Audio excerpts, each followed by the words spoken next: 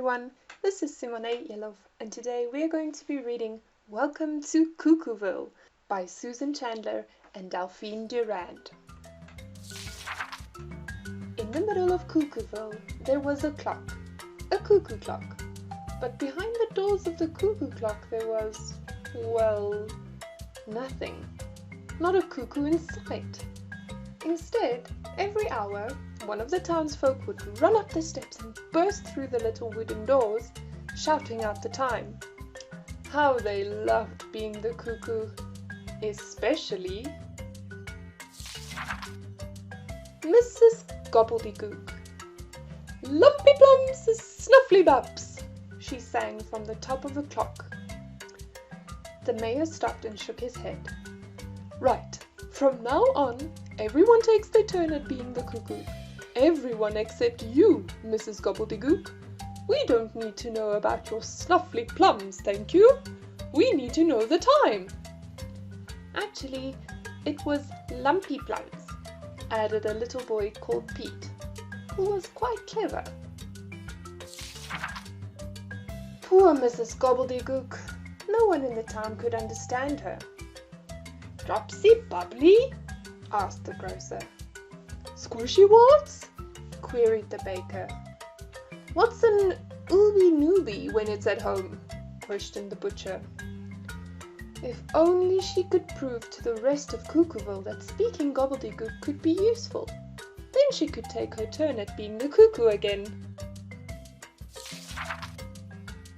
One day, a strange vehicle came rumbling over the hills. The townsfolk stood and stared. "Who are they?" the grocer wobbled. "Where did they come from?" the baker quivered.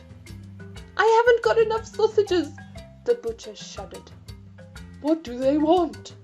the mayor whimpered, starting to panic.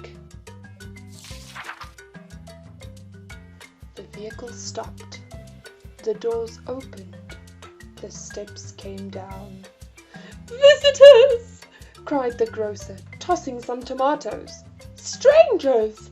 yelped the baker, lobbing buns in the air. "Aliens!" boomed the butcher, chucking his chops in a fluster. The townsfolk panicked and ran in all directions until they got tangled together and landed in a hysterical heap. The strangers spoke. The townsfolk wiggled. The mayor popped out. "Honky nuts," the stranger said. "What?" stuttered the mayor. "He sounds like Mrs. Gobbledygook," Pete piped up, but no one seemed to hear him. But just then, Mrs. Gobbledygook appeared. She marched right past the mayor and greeted the strangers with a smile. "Nubbly crubs," she said politely. "Nubbly crabs," said the strangers. "Fluffy snob's egg, dropsy wink," pointed Mrs. Gobbledygook. "She's telling them to get lost," hissed the grocer. "She's giving them what for?" barked the baker. "She wants a big sloppy kiss," whispered the butcher. "She's giving them directions," said Pete loudly. "Ah! Ah!" breathed the townsfolk with relief. "Directions! Ah!" "Directions!" said the mayor, realizing that all the panic had been for nothing. Actually, he felt a little embarrassed. Then he turned to Mrs. Gobbledygook and whispered something. Mrs. Gobbledygook nodded her head and then walked towards the clock.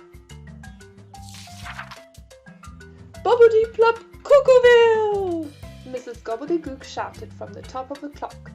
"Which means," said the mayor, "Welcome to Cuckooville!"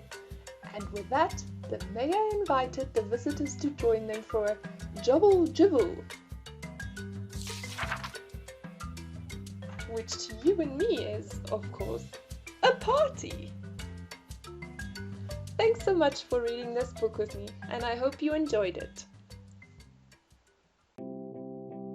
Cảm ơn các bạn đã lắng nghe. Mong rằng các bạn cảm thấy thú vị khi đọc cuốn sách này cùng tụi mình. Cuốn sách nói Read Along Book này được thực hiện bởi Lotus Community, là một dự án thư viện phi lợi nhuận. Lotus Community mong muốn những cuốn sách tiếng Anh chất lượng tốt có thể tới tay mọi gia đình khắp đất nước Việt Nam. Để tìm hiểu thêm về dự án, các bạn vui lòng ghé qua lotuscommunity.org.vn nhé.